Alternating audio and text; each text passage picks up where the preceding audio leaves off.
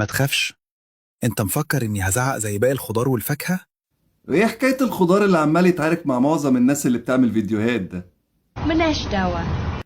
لا، انا برنس. ده انت برنس البرانيس يا معلم، هو واحد بس اللي بلجأ له في المواقف الصعبة اللي زي دي.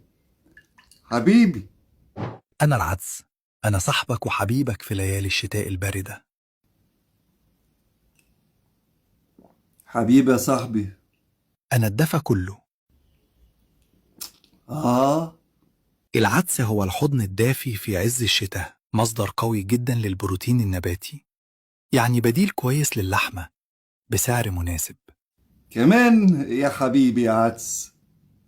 مليان حديد عشان الأنيميا، وفيه فيتامينات بتديك طاقة وباور طول اليوم.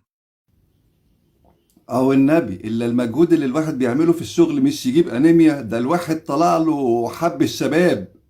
بس خد بالك، أكل العدس بكمية كبيرة بيعمل انتفاخ وغازات. مش مشكلة، انا مسامحك.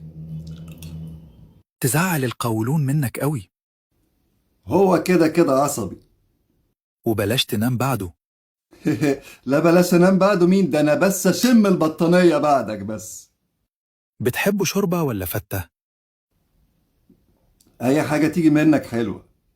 قولي في الكومنتات. انت مش محتاج كومنتات، انت محتاج بصلة خضراء ورغيف عيش ناشف، بس انا مستبدله بالبيك رولز، خطير على فكرة مع العدس.